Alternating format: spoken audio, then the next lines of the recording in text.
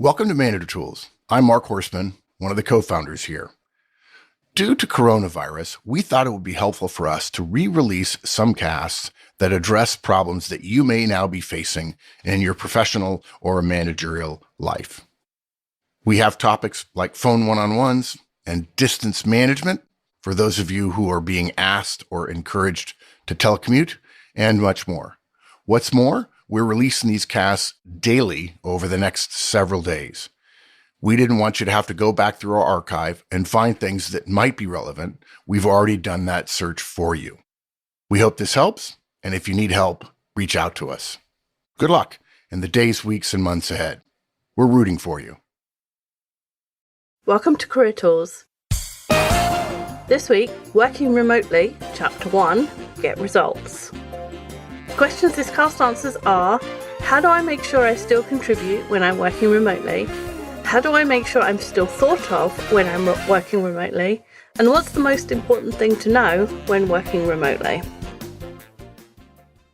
This episode of Career Tools is brought to you by Roadmap, Manager Tools' new application that allows managers to roll out the Trinity, one-on-ones and feedback, and to monitor and measure every step along the way. You'll have a dashboard to see how you're doing, and we'll help you with every single step, from scheduling your one-on-ones all the way through to reporting on how you're doing.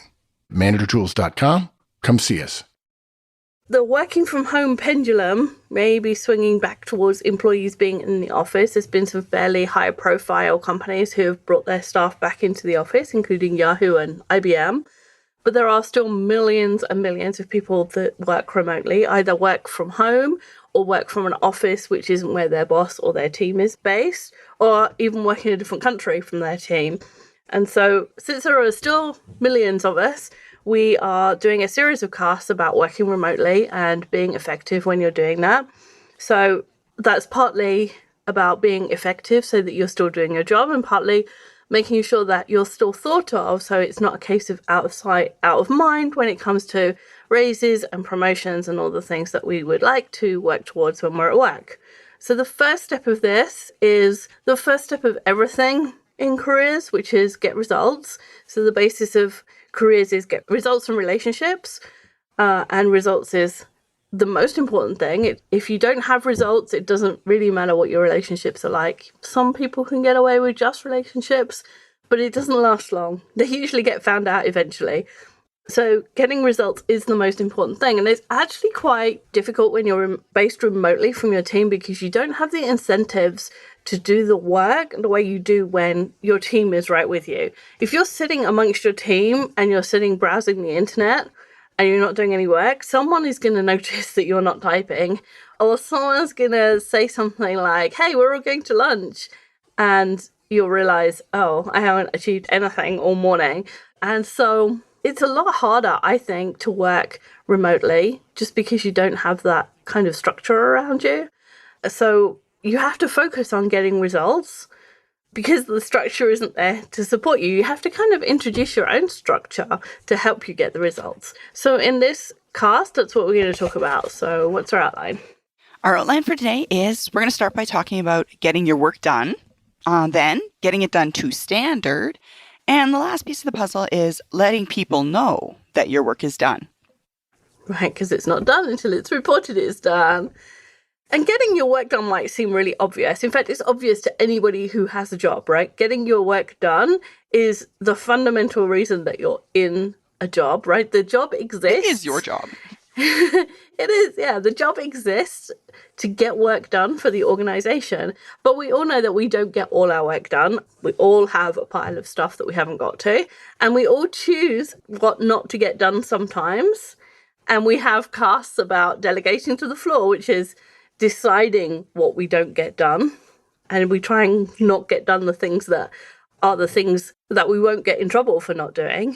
But you can start on a slippery slope of not getting things done that are not important, and then not getting things done that are important. And as I said, that without the structure of being in a workplace, it's an easy slope to start sliding down. Mm-hmm. Absolutely. And as you said, Wendy, some people just find it easier to keep up with their work, to get things done, to stay on track when no one's watching.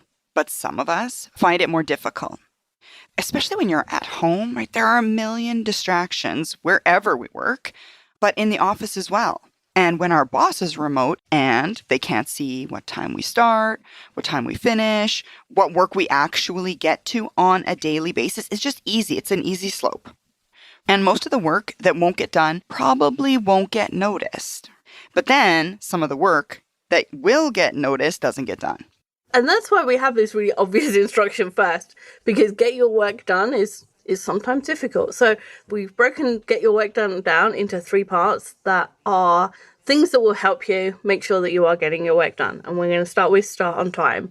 So whatever time you'd start in the office, if you were sat next to your boss, imagine your boss is going to sit next to you all day, start at that time wherever you're working. So if you were in the office and you would start at 8:30 or 8 or 9:15 or whatever time it is that you would be at your desk and starting working. Not that you arrive in the building, but that you were at your desk and starting working. That's the time you should start wherever you're working.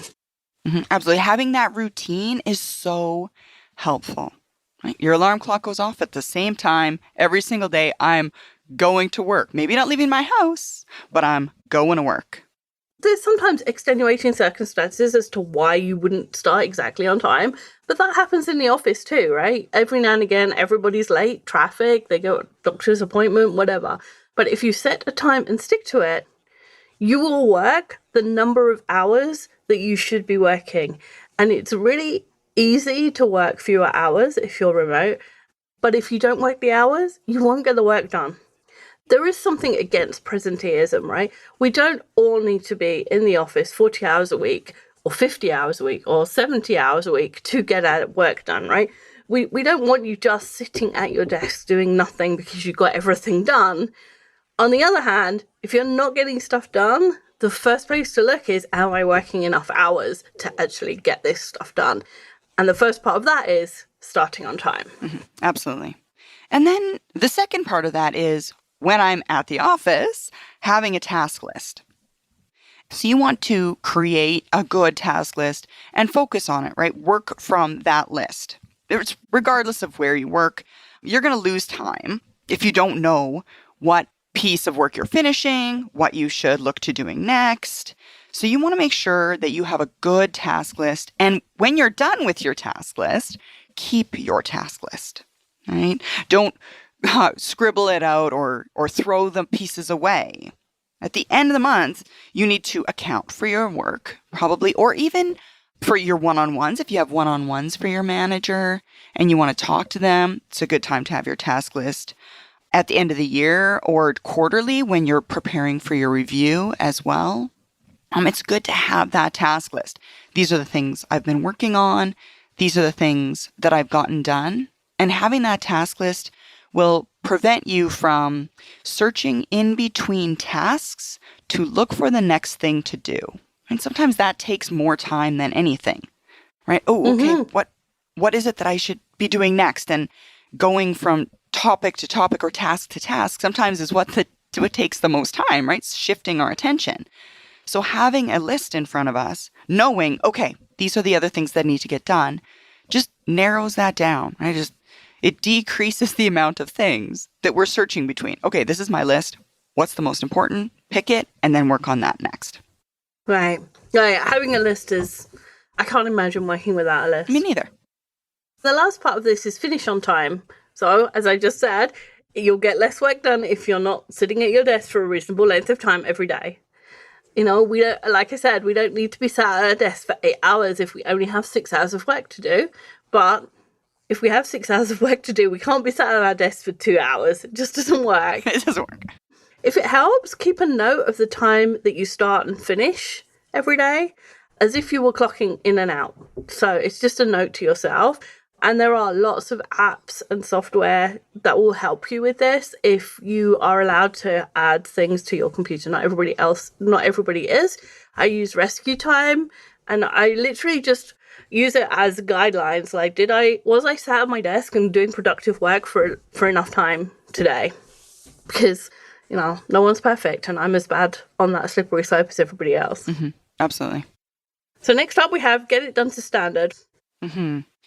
There's sometimes a suspicion from people who work in the office that those individuals who are working remotely, they're not really working as hard as everyone else, right? because managers can't see you working. They themselves as well could develop that belief that you're not working. Your work is just going to be, because of the fact that you're not there, it's going to be scrutinized more. So if you want to get a raise or promoted, your work will have to be better than that of those who are actually working in the office who want those same things. Because you're under a microscope, right? They're watching you more carefully, already having the assumption that you're probably not working as hard as you could be. While a lot of companies say that they measure employees only by results, human beings tend to value the people that they see working more highly. If you're a manager and you're listening, this is a good reason for doing one-on-ones, because you get to check in on your remote worker much more often. You get to look at the amount of work and the quality of the work that they're getting done. And that means you treat your team more fairly when you're considering reviews and raises and promotions and all the things that managers control that employees wish they didn't. Employees wish they could decide on their own raises and promotions. I would love that.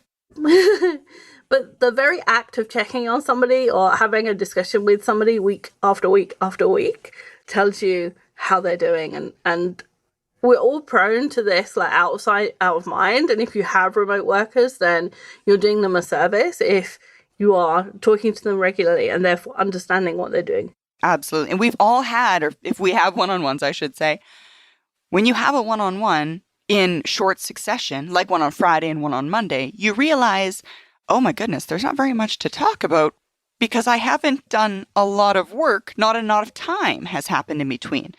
So even if you've got a remote worker or you are a remote worker and there's not a lot to talk about and your one-on-ones are a full week apart, that might be a good measure of how much actually got done this week.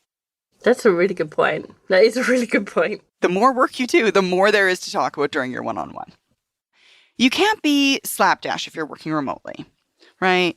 So a slip up that would mean nothing if you were sitting right next to somebody, it can take on epic proportions when it goes out as an all-team text, for example, right? Your work needs to be easy to find and easy to follow for your colleagues and managers when they look at it via a database or whatever format that you submit your work in, right? It just must be that more clear because you're not there communicating. That and picking up the phone to call you and ask about something feels a lot more like work than just hollering over top of the cubicle at somebody, hey, Wendy, can you just really quick? I know even myself, I hesitate to do. I did it yesterday with Judy. I'm like, well, that seems like a lot of work. So I sent a text message because that feels easier and it's probably less effective.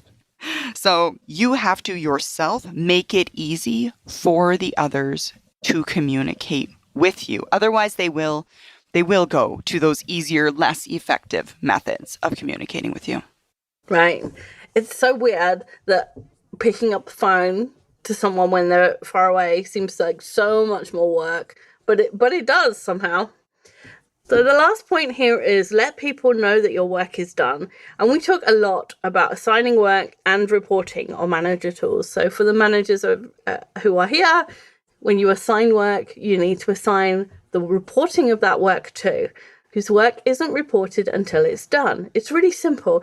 If your manager doesn't know that the work is done, effectively it's undone. If somebody went up to your manager and said, hey, has Sarah finished that work yet? And your manager doesn't know that it's done because you haven't told them, what are they going to say? They can't say, oh yeah, I'm sure Sarah's done it. They might. They might. But they would have to say, I don't know that it's done because Sarah hasn't told me it's done. So that's why, effectively, when the work isn't reported, it isn't done. And I have, in the past, been as bad as everybody else about saying, do you want me to do the work or do you want me to report it? and now I'm older and wiser, that really doesn't go down very well. So whether or not you were assigned to reporting, you need to report your work as done. Mm-hmm. Absolutely. And as for reporting your work, it doesn't really matter how you do it. You could use text, email, Slack, any other of the zillion communication methods that are there that your organization uses. Keep in mind, it's better to use something that you know your manager will see, right? The method that they prefer, tailor your communication to them, right? So, for example, you can report your work as done on the project database, but in order for your manager to know it's done, that means that they're going to have to go to the project database to see if the work is done. So in that case, an email, for example, assuming your boss is pretty efficient at doing their email, reads them on a regular basis, will likely work better for you. You could go as far as saying if the work is reported as done, but the manager doesn't know it's done, it's still not done. And actually, sometimes in my experience, I've found as a remote employee that I will mention something in a one-on-one, but because I only mentioned it once, and then I kind of assume, well, I said it once. Mark must know it's done. That happens to me too. Right? A couple weeks later, he'll say, well, how did we end this project? Or what happened with this? And I'll be like, oh, okay. And I'll tell him, but my brain will say, well, I said that already. But I only said it once. And we don't sit together. We don't work together.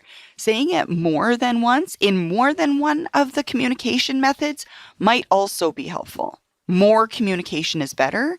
You don't have to pick one mode and assume that your boss is going to bite on that and they're gonna know you've reported enough.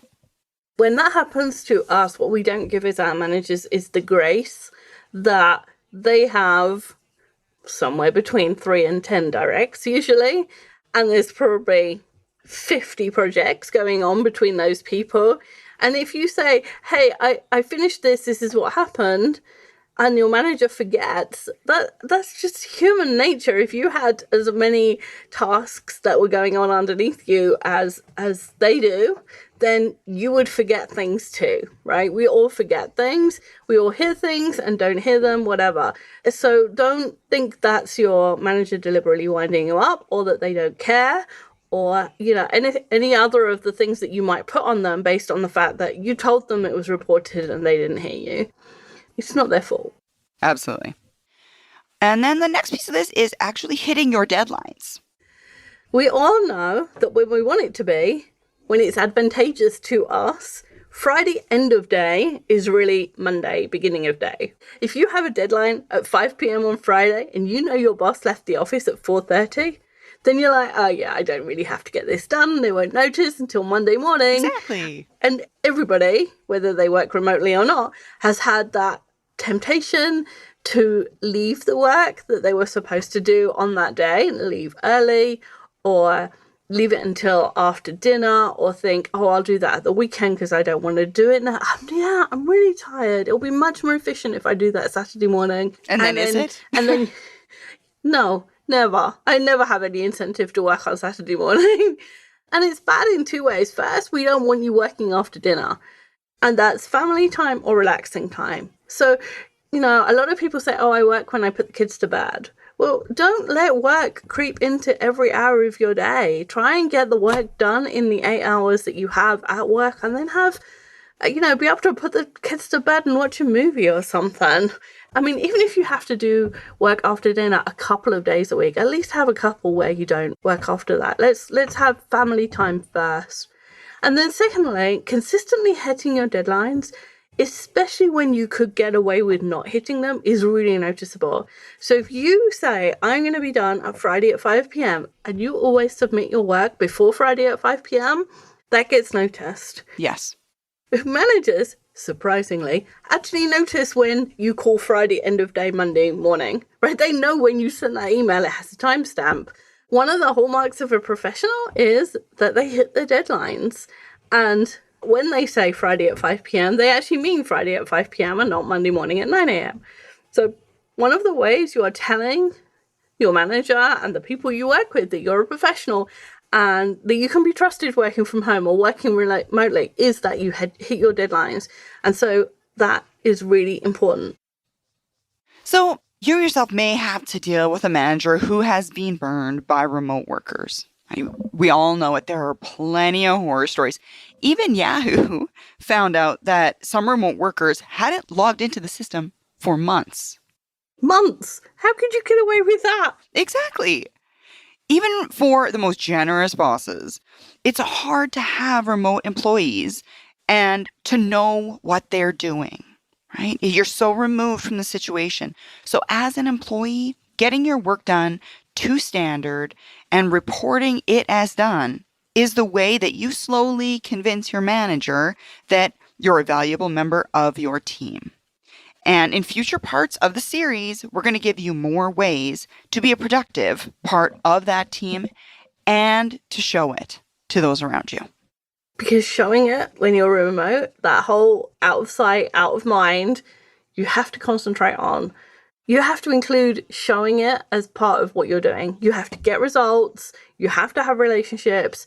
Your boss has to be convinced that you are really a productive member of the team, and you have to work harder at that than you do if you are sat next to your boss. And it's just one of the realities of life. I wish it wasn't the way, but we're all human, and that's just the way we work, the way we're wired. And so let's not rail against what we think is unfair, but actually work to succeed within it. Absolutely. Cool. Thanks, Sarah. Thank you, Wendy. Bye, everyone. Hope that was helpful. We'll be back next week.